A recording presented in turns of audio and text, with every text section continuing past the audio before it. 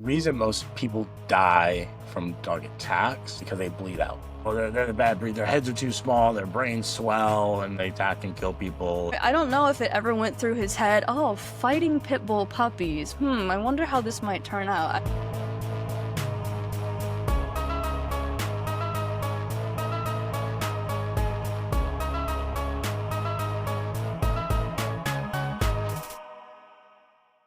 Hey, Jared here with Species K9, and this is episode 6 of our podcast. And with me, as always, the one and only, the fabulous Taylor.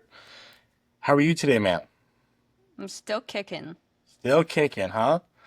Come on, it's Monday, beautiful day outside. It's a great day for dog training.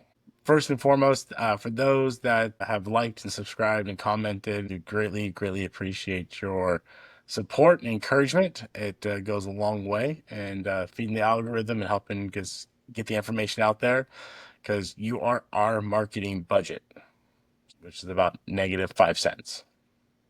We're poor. Yes. So what's on the agenda? What are we talking about today? What controversial stuff and hate mail we're gonna get today? Yeah, so kind of piggybacking off of what our last episode was talking about, we got a lot of comments about how we shouldn't be defending dangerous dogs. So I think that begs the question, are there dangerous breeds? And if so, what are they and why? Wow. Interesting. I don't remember us defending any dog in those videos.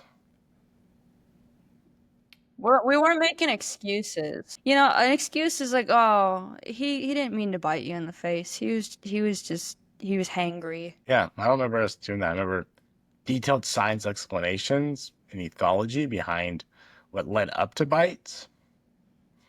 I never made an excuse. I mean, we are just two idiots, so. True that. We don't know. This topic is going to, in my opinion, draw two crowds. We're going to have the crowd of people that think any bully breed should be banned. And then there's also the polar opposite of that, which believe that bully breeds are nanny dogs and things like that. Dog training in general, it's almost like politics and religion. Right? It's like you have one sect on this side and the other sect's on this side, and never they don't ever have a conversation, right? It's just like, I'm right, you're wrong. We're right, you're wrong, right? And, as like foundation style dog trainers, we're like here in the middle saying, no, there's the best of both worlds, and let's show the science. So I feel like we can't answer this question of, are there truly dangerous breeds and what are they, if we don't actually define what we mean by that? Like, what's a dangerous dog? Are you saying a dog is dangerous if it has the capacity to hurt you? Because I hate to tell you this, but any dog that has their teeth is then dangerous. Yeah. You have to be more specific. So I was trying to think about this in terms of like mathematics. So in the world of economics, danger or risk are often expressed in terms of this equation here. So when we're talking about aggression in dogs, we could say that the likelihood of a dog showing aggression multiplied by the severity of injury that aggression would cause equals the danger of that dog, if we could quantify those things, right? That's meant to be more conceptual. So likelihood of aggression would be influenced by genetic factors like being bred for it, skipping steps in the aggression cycle, as well as possible environmental factors like a lack of leadership from the handler. And the severity of aggression would be influenced by the physical capability of the dog to cause damage, right? So that accounts for like size, bite force, strength. Those two things together would equal the danger of the dog. So if we could make a graph of those two things, you see we have like 4 examples here. And the breeds are not meant to be important. It's just examples of specific cases. So on the bottom left, we have this chill dachshund, right? He's got a low probability of aggression. This dog doesn't really care about popping off. And he's got a low severity of aggression. He's not physically intimidating. So he's pretty low on the danger curve, right? You go to this lab. He's chill too. He's not prone to popping off, but he's a bit bigger. So He's got a higher severity, therefore he's a little bit higher on the danger curve. Moving over here, we've got our pissed off Chihuahua. Okay, now this particular Chihuahua, he loves popping off. He's got a high probability for aggression, but he's still just a Chihuahua, so no full-grown men are getting killed. And then finally, at the top here, we've got a Tibetan Mastiff. And this particular dog is very likely to be aggressive. And he also happens to be one of the most physically impressive dog breeds in the world. So this scenario would be very high on the danger curve. So with all this in mind, I think the question that we're really trying to answer is, are there dog breeds that are always intrinsically high on the danger curve? Yeah, that's a really, really good point. And that's why, so let's be also understanding the reason most people die from dog bites / dog attacks is because they bleed out. Hmm? This isn't the proverbial wolf on your throat killing you, right? This is a dog that's biting, shaking, and rips an artery, and you don't get help in time, and you just bleed out. It doesn't take very long to bleed out. And that's, this is sad stuff because a lot of this stuff can really be prevented with some basic knowledge and understanding. So let's get into it. So, big thing, most dangerous breeds, right? What first comes to mind? Well, stereotypically, people are going to think of like powerful breeds, right? So obviously, pit bulls, XL bullies, the big mastiffs like your Presa Canarios, your Cane Corsos, and then of course, I think more from like the 90s and 80s, people think of Rottweilers and Dobermans and sometimes German Shepherds. And they're often the breeds that when you go to get an apartment, they're on the banned breeds list. Yes. Even on some homeowners insurance, a lot of people don't know that if you have a Pitbull or something like that. And what's funny, that's not even really a breed. Mm-hmm. If you want to like true breeds, like you have to go to AKC and Pitbull's not there. There's Staffies, but a lot of these places that define these breed brands, they describe the dog that would almost meet any working breed, big chested, square jaw, big head, and it's like, well, no, that just describes a Great Dane. you know. Um, so let's first look at what were these dogs bred for. Let's look at the ethology behind these breeds. So we'll just talk about the just average pit bull. So what were these dogs originally bred for? They were bull baiting and fighting bulls inside a pit. The original English bulldog today does not exist. That dog is extinct. The English bulldog of today was the original English bulldog bred with a pug. And they did that to calm it down. These things were just nasty. So they have these dogs, champion dogs, that would grab onto a bull's face. So you have a 60-pound dog holding onto a 1,500, 2,000-pound bull that's being flung around and holding on until this thing suffocates and dies. Still holding on to it, they would show how game this dog was, and they would go over and cut off a front paw. Barbaric. So essentially retiring the dog, but they were showing this is how tough my dog is in this sport, that I can literally take body parts off of it and still going to hold on. And then you take the Old English Bulldog that you just talked about, and they bred it to terriers. That's how you get Staffordshire Terrier. And like we've talked about in past episodes, terriers were bred to have super high prey drive and to want to kill things because that was their purpose, right? And so you combine those two things and you get a dog that historically people have used for dogfighting. A lot of people try to twist that and say that that's not true or only certain lines had that happen. But the reality of it is that that's way back when what it was primarily used for was dogfighting, pitting two dogs against each other, betting on which one would win, and bad people would make money from that. Yeah. And in the process of doing that, they bred certain traits in. One, that gameness we just talked about. And then they bred the hardness into these dogs, where they tolerate a lot of pain. They could bounce back from things, and they bred out the reaction to calming signals. Most dogs, if they're playing rough and one of them yelps, the one that made the other dog yelp typically will jump back and stop, because that's a calming signal. So these types of dogs that were bred for the fighting ring were taken down that road to not respond to calming signals. So you have that aspect in these breeds. Okay.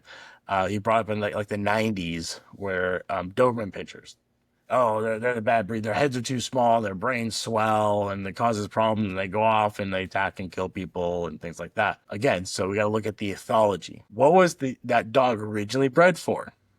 Okay, for all you out there who don't know, they were bred by a German tax collector. This is like your favorite ethology story, I feel like. It is. It is.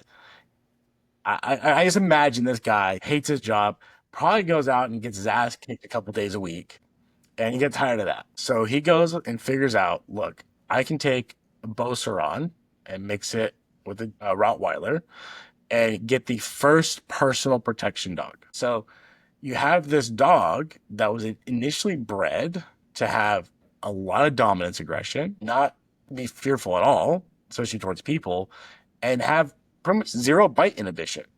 Like, this dog should want to bite things just because it wants to bite it, right? It senses a threat. So we had that in the 90s where, they were just bad dogs. No, these dogs are working dogs. And again, like I talked about in other podcasts, these dogs had jobs. And we don't have dogs with jobs anymore. It's rare. So you have this dog who's genetically programmed to do these things. And so we have to understand those traits and understand what their jobs are. Yeah. I think you're making a great point about this is where the breed came from. This is what its original intention was. However, as we've talked about many times, just because that's what the original intention of the breed was, does not mean that that is the reality for most of the dogs within that breed today. We can look at a dog like the German Shepherd, where when it was initially being used for police work in Germany, it was very, very stringent, the breeding practices for these dogs. I believe even still today, a dog has to be titled at least IGP1 in order to be legally bred. But we know in the United States that we have, as you've talked about before, like 4 distinct lines of German Shepherds. Only one, maybe 2 of them are really close to the original intent of the breed. Are we saying that all German Shepherds are comparable? That's where you have to start evaluating the actual traits of the dog and looking at, what that individual dog seems to be displaying. I wanted to tell this story. My fiance, before I met him, he was stationed in Georgia, and there was a guy on the side of the road that was trying to give away these Pitbull puppies. My fiance pulls over, and he loves dogs, and he's like, why are you trying to give these dogs away? And the guy goes, their parents are fighting pit bulls, and these 2 are washouts, and so I have to get rid of them. And so, my fiance takes these 2 puppies, proceeds to call the police on the guy and report him, and he takes these puppies back to Texas. I don't know if it ever went through his head, oh, fighting pit bull puppies, I wonder how this might turn out. But what was so ironic, maybe not ironic, but surprising, was the boy Pitbull, his name was Dante, you never would have even known that that was where he came from. The only time he'd ever show aggression was when he went to the vet. The girl, on the other hand, she was kicking ass and taking names from 8 weeks old, and that lasted the rest of her life, and he had to manage that. But even within the same litter of dogs that were bred for a specific thing, you have 2 puppies that are full siblings, and one has very different traits than the other. Yeah, so traits, it's very important understanding traits. When I met Taliana for the first time, I met with her breeder. I wanted a female, I didn't want a male. And initially get there, so she had 2 females left. And the sister ran up to me, and she was bigger than Taliana by about an inch and a half, 2 inches bigger. She comes up to me, looked at me, and just kind of ran away. Tali, on the other hand, ran up and bit me. Straight up, grabbed my pant leg. And so I chose her because I wanted that type of aggression. Like, I don't know you, I'm just gonna bite you. Low bite inhibition, even as a puppy. And you have to, take that into account, within certain lines, what the dogs are bred for. What's another one up there? What's another dog that kind of gets blamed for a lot of stuff? I have a couple in mind. I feel like the pit bulls have to get the most of it, don't they? They do. Another one is huskies. Huskies. Huskies. Huskies killing infants, actually killing babies. You know? Really? I've not heard of that, but I'm Yep. sure that that's a thing. Yeah. We'll post a link to the stats. There's a website. It's dogbites.org, I think it is. Their blog page where they post all the dog fatalities of 2024. Fatalities on small children was huskies. Yeah. One of my biggest pet peeves is those videos where they have the baby and the dog on a bed together, and oh, it's so cute, we're gonna take a video. The baby's cuddling with the dog or climbing on the dog or petting the dog, and the dog is licking the baby's face. And the whole time I'm watching that, I'm just like, that dog's gonna tolerate it however long it tolerates it, and then God forbid the one time that dog is like, nope. Yeah, and you could have, scenarios where that was fine 100 times. And Yeah. all of a sudden that dog developed a little arthritis in his back leg. Yeah. And that kid pushes a little pressure on it. Or it injured it. It has an injury that you don't know about. And all of a sudden it's a defensive bite to the kid's face. There's so many things that can go wrong. Yeah. And Yeah. there's some horrific stories. Like, I have some vocal dogs. My dogs love to be vocal. Never once have they spoken English to me. And I would guess your dogs haven't either. And that's because dogs can't speak English. So your dog's not going to turn to you and say, I'm uncomfortable in this situation. Can you take the baby off of me? I'm uncomfortable with the kid going on my bed. It's my bed. I don't want the kid on my bed. Can you? No, the dog is going to do what a dog does, you know? And that's the wolf brain. It's that little wolf brain in the back of their mind that understands leadership and dominance, understands controlling resources. The Yeah. saddest call I ever got as a trainer thus far was, a mother whose Dotson, bit her son twice in the face. She sent me pictures of it. It was centimeters from his eye. Why did this happen? Dominance aggression. The boy was in his room playing video games. The dog was asleep on the son's bed. He got done playing his game. He sat down on his bed and the dog didn't like it. 2 bites to the face. But Jared, dominance doesn't exist. That's been debunked. Yeah. That's Yeah. been debunked. That's what happened. No, he didn't startle the dog. No, it had nothing to do with that. This dog did not want that boy on his bed because the dog was claiming that bed as his own.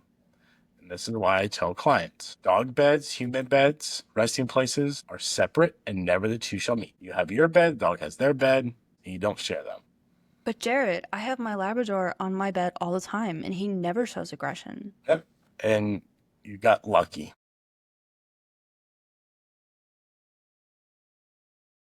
So, look, why do you think pit bulls get the blame? Well, there's a lot of theories. Pit bulls, as a term, are the most recognizable. You could look at any dog that has that facial structure, right? Where they've got the bigger forehead and the more of the blunt snout, and you'd say that's a pit bull. That dog goes and does something, we're calling it a pit bull, and so it falls in that territory. But One, poodle killing human, not sexy. I don't know. I'd read that article.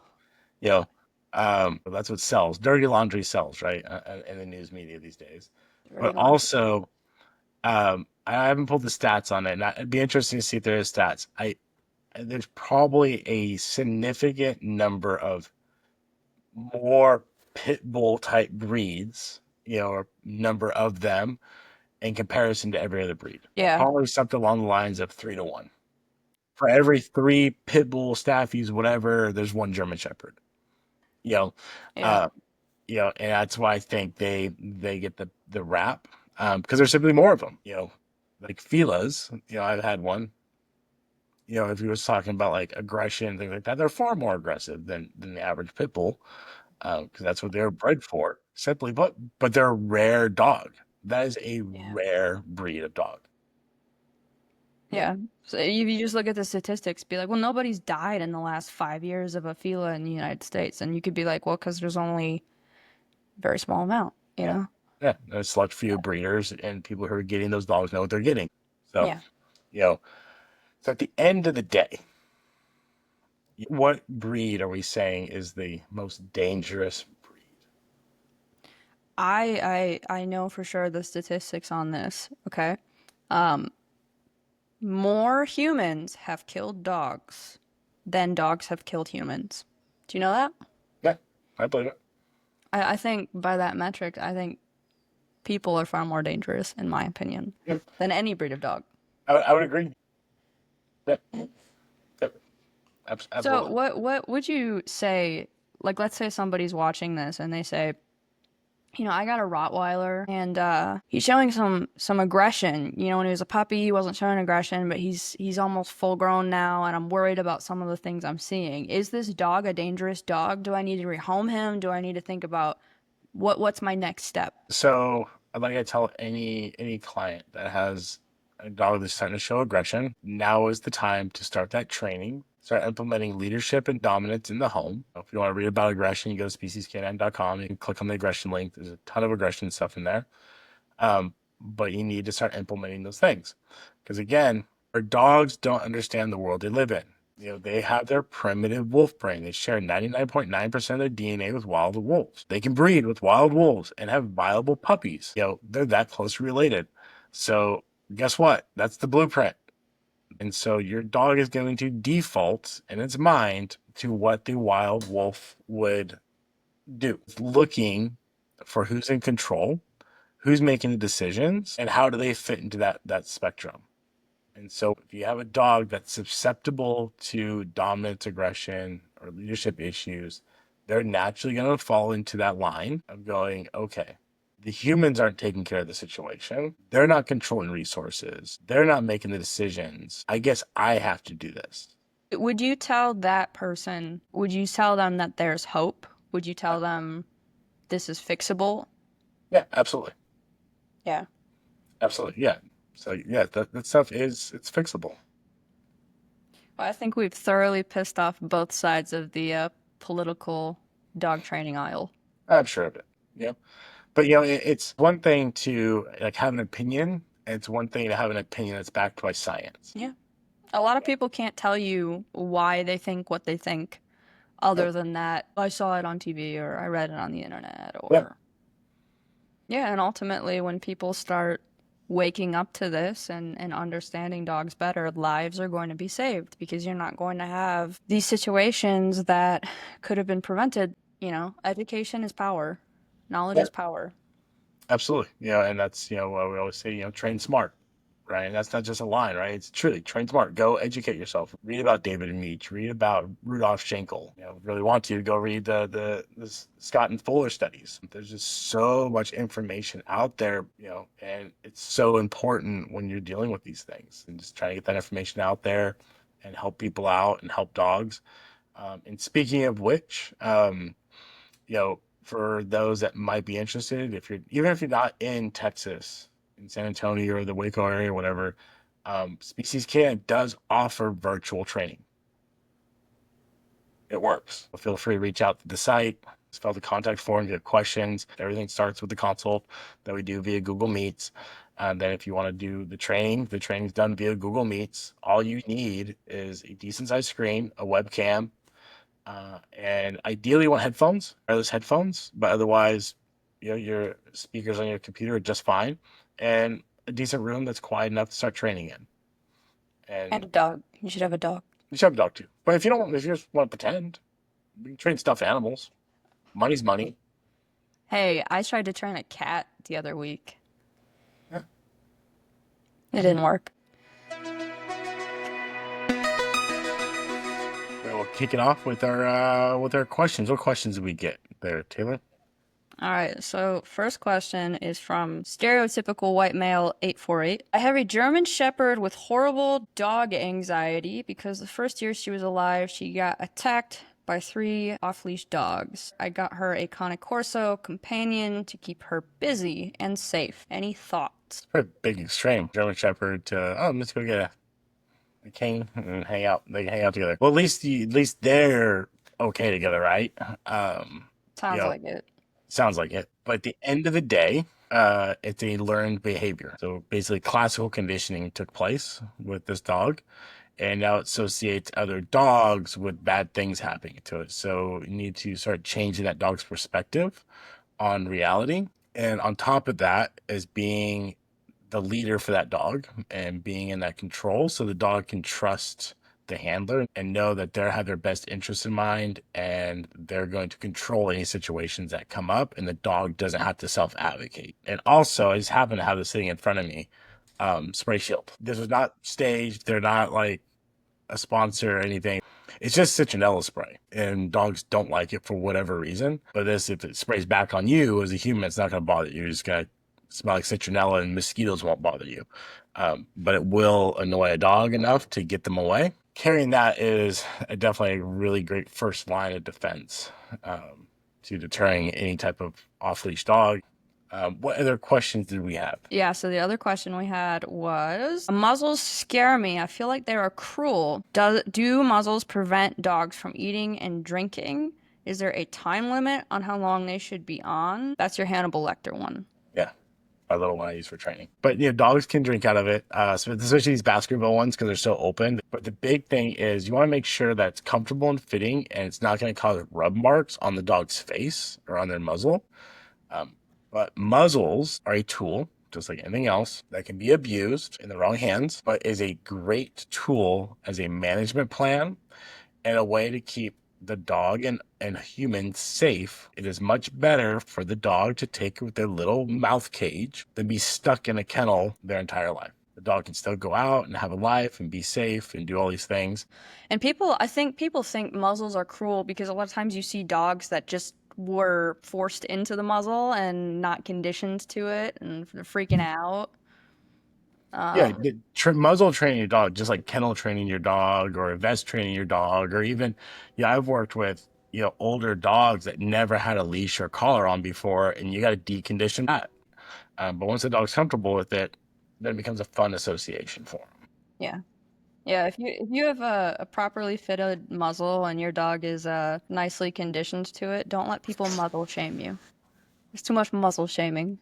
Yeah, but that's a great question. Anyway, guys, we greatly appreciate the support, the comments. Please comment if you have questions. Let us know. We'd love to hear from you. As always, please like, share, and subscribe. Let's get this knowledge out there so we can just help one person and their dog and save a life. Whether it's a person's life or a dog's life, I'll take either. We want to help and empower owners and handlers. And as always, train smart.